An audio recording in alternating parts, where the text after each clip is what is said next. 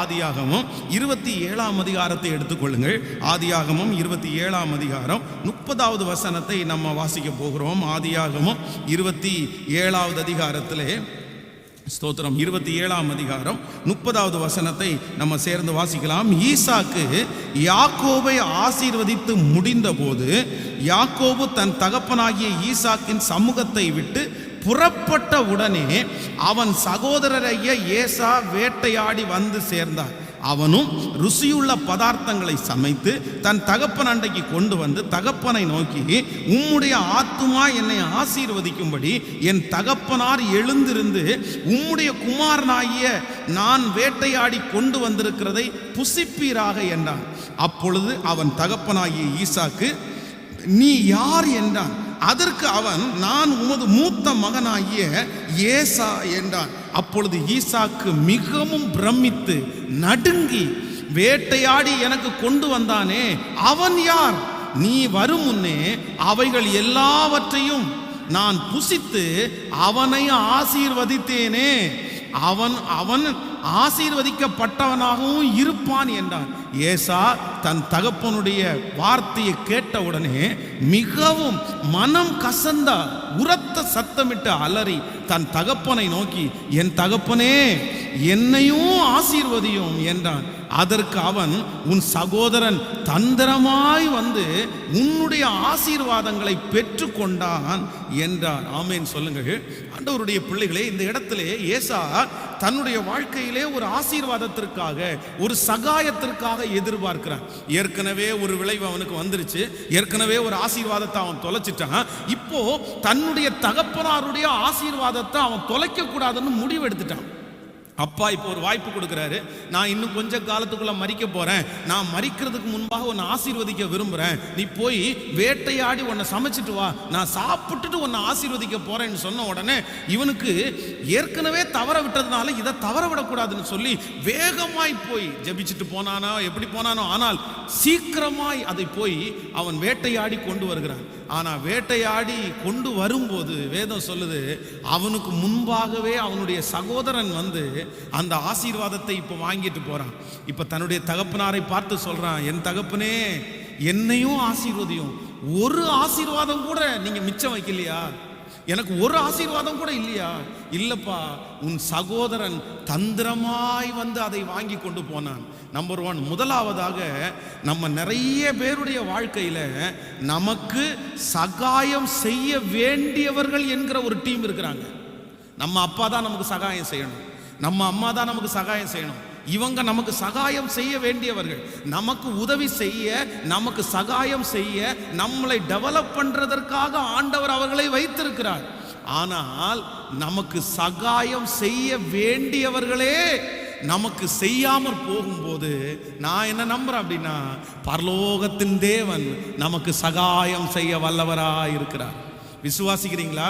இன்றைக்கு இந்த ஜபத்தில் இருக்கிற யாரோ ஒருத்தரிடத்துல ஆண்டவர் பேசலாம். எங்க அம்மா எங்க அப்பா பார்சியாலிட்டி பார்க்குறாங்க, எங்கள் அப்பா எனக்கு தர வேண்டியதை என் அண்ணனுக்கு கொடுத்துட்டாங்க, எனக்கு தர வேண்டியதை எங்கள் அக்காவுக்கு கொடுத்துட்டாங்க, எல்லாரும் நல்லா இருக்காங்க, ஆனால் எனக்கு மட்டும் எதுவுமே தரல, நான் நல்லா படிக்கல, நான் நல்லா சைன் பண்ணலை, எனக்கு மட்டும் எதுவுமே கிடைக்கல. எங்கள் அப்பா நினச்சிருந்தா எனக்கு நிறைய கொடுத்துருக்கலாமே, எங்கள் அப்பா தானே எனக்கு கொடுக்க வேண்டியவர், எங்கள் அப்பா தானே என்னை என்கரேஜ் பண்ண வேண்டியவர், எங்கள் அப்பா தானே என்னை தட்டி கொடுக்க வேண்டியவர். என் அன்பு கர்த்தருடைய பிள்ளைகளே, யார் உங்களுக்கு செய்ய வேண்டியவர்களோ அந்த செய்ய வேண்டியவர்களே உங்களுக்கு செய்யாம கையை விரிச்சிட்டாலும், நாங்க தர முடியாது, நாங்க கொடுக்க முடியாதுன்னு கை விரிச்சிட்டாலும், பரலோகத்தை தேவனாகிய கர்த்தர் ஏசாவை ஆசீர்வதித்தார்.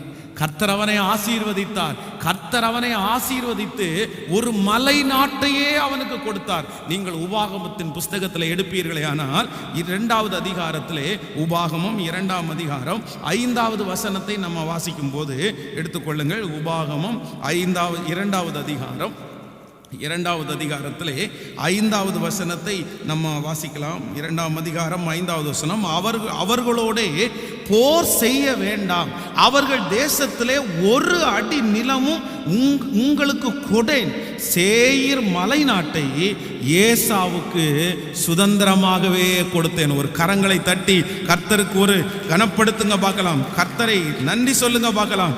ஹல்லேலூயா. நன்றாய் கவனிங்கள் ஆண்டவருடைய பிள்ளைகளே.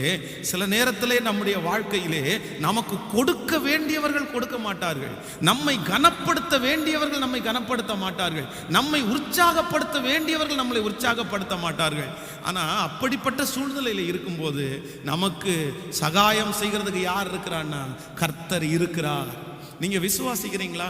நீங்க நம்ம தாவீதுனுடைய வாழ்க்கையை குறித்து வேதம் சொல்லுகிறது, தாவீதை என்கரேஜ் பண்ண வேண்டியது அவனுடைய சகோதரர்கள். அவங்க தான் அவனை தட்டி கொடுக்கணும், அவங்க தான் அவனுடைய ரத்த சம்பந்தமான உறவுகள். எங்க கூட பிறந்துட்டு இப்படிப்பட்ட ஒரு தைரியசாலியாப்பா, நீ சிங்கத்தை கொண்டுட்டியா, கரடியை கொண்டுட்டியா, ஆச்சரியமா இருக்குது, நீ எங்களுக்கு சொல்லவே இல்லையே, பரவாயில்ல நீ போ, நான் உங்க கூட இருக்கிறோம், உங்களுக்காக பிரேயர் பண்றோம் அப்படின்னு சொல்ல வேண்டிய சொந்த சகோதரர்கள். ஆனா அந்த நேரத்தில் கோலியாத்தை நான் ஜெயிப்பேன் அப்படின்னு சொல்லும் போது அத்தனை பேரும் விரோதமா நிற்கிறாங்க, யாருமே அவனை என்கரேஜ் பண்ணல. நம்முடைய வாழ்க்கையில ரொம்ப துக்கமான ஒரு காரியம் என்ன அப்படின்னா, நமக்கு செய்ய வேண்டியவங்க செய்யாம இருக்கும்போது தான் நமக்கு ரொம்ப கஷ்டமா இருக்கும். எங்க அப்பா தானே பாஸ் இதை செய்யணும், எங்க அண்ணன் தானே பாஸ் இதை செய்யணும், எங்க சொந்த இவங்க தானே இதை செய்யணும், ஆனா அவங்க அமைதியா இருக்கிறாங்க பாருங்க, அவங்க சும்மா இருக்கிறாங்க பாருங்க, அவங்க வேலையை பார்த்துட்டு இருக்கிறாங்க பாருங்க. ஆனா கவலைப்படாதீங்க ஆண்டவருடைய பிள்ளையே, சோர்ந்து போகாதீங்க. நமக்கு செய்ய வேண்டியவங்க இந்த உலகத்துல செய்யாம இருந்தாலும் எங்கள் பரலோகத்தின் தேவனாகிய கர்த்தர் காரியங்களை கைகூடி வர பண்ணுவார். அவரிடத்திலிருந்து நமக்கு ஏசாவுக்கு எப்படி சகாயம் வந்ததோ அப்படியே நமக்கும் சகாயம் வரும் என்று கர்த்தர் நமக்கு வாக்கு கொடுக்கிறார். ஹல்லேலூயா. 32 வயதை உடைய ஒரு தங்கச்சி எனக்கு ஃபோன் பண்ணும்போது எனக்காக ஜெபிங்க பாஸ்டர், என்னுடைய திருமண காரியத்திற்காக ஜெபிங்க அப்படின்னு ஜெபம் பண்ணாங்க. அப்போது நான் அவங்களுக்காக ஜெபம் பண்ணேன், அவனுக்காக ஜெபம் பண்ணுறேன். உங்கள் குடும்பத்தில் இருக்கிற யார் இருக்கா அப்படின்னு கேட்டால் எனக்கு அப்பா இருக்காங்க, எனக்கு அம்மா இருக்காங்க, என் அண்ணன் கல்யாணம் ஆகி செட்டில் ஆகிட்டான், எல்லாரும் வசதியாக இருக்கிறாங்க, எல்லாரும் நல்லா இருக்காங்க, எல்லாரும் ஜாலியாக இருக்காங்க. எங்கள் அப்பா தானே என்னை பார்க்கணும், எங்கள் அம்மா தானே எனக்கு பார்க்கணும். ஆனால் நான் மாசமான ஐடி கம்பெனியில் 60,000 ரூபா சம்பளம் வாங்குறேன். சம்பளத்தை வாங்குறதுக்கு மட்டும் முன்னாடி நிற்கிறாங்க பாஸ்டர். அந்த சம்பள நாளுக்கு எங்கள் அம்மா என்னை நச்சிட்டே இருப்பாங்க, நாளைக்கு சம்பளம் தானே, நாளைக்கு சம்பளம் தானே, வாங்கிட்டு கவரோட கொடுத்துட்டேன் அப்படின்னா ஸ்ட்ரெயிட்டாக கொண்டு போயிடுவாங்க உள்ளுக்குள்ளே. எங்கிட்ட கூட ஒரு பைசா தரமாட்டாங்க. இன்னும் ஒரு 2 வருஷம் இருக்கட்டும்னு நினைக்கிறாங்களே தெரில. எனக்குன்னு திருமணம் பார்க்கறதற்கு என் அம்மா அப்பாவே எனக்கு இல்லை. அம்மா அப்பா இறந்து போயிருந்தாங்கன்னா கூட நான் சொல்லலாம், இருந்துட்டு இவங்க என்னுடைய ஆசீர்வாதத்தின் மேலே தான் குறியா இருக்காங்களே தவிர என் எதிர்காலத்தை அவங்க யோசிக்கவே இல்லை.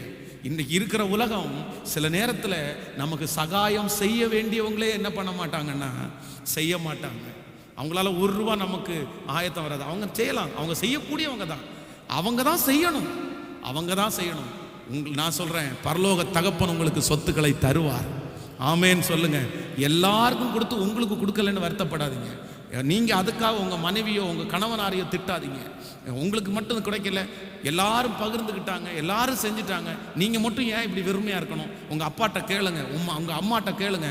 நான் சொல்கிறேன், மனுஷன் கொடுக்கறத குறித்து நீங்கள் எதிர்பார்க்காதீங்க. அவங்க கண்ணுக்கு முன்னாடியே கர்த்தர் உங்களுக்கு கொடுத்தாருன்னா உங்கள் மாமனார் கொடுக்கறத விட 100 மடங்கு ஜாஸ்தியாக கொடுப்பாரு. உங்க அப்பா கொடுக்கறத விட 10 மடங்கு கர்த்தர் அதிகமாய் கொடுப்பார். உங்க சொந்தக்காரங்க உங்களுக்கு கொடுக்கறத விட கர்த்தர் பல மடங்கு பெரிதாய் கொடுக்கிறதற்கு கர்த்தருக்கு லேசான காரியம். யூதருக்கு சகாயமும் ரட்சிப்பும் வேறொரு இடத்திலிருந்து கடந்து வரும். ஆமேன்னு சொல்லுங்க. அப்போ இன்றைக்கு ஆண்டவருக்கு எதுக்கு நன்றி சொல்ல போறோம் அப்படின்னா, ஆண்டவரே எனக்கு செய்ய வேண்டியவர்களே செய்யாம இருந்தாலும் நீங்க எனக்கு செய்வீங்க.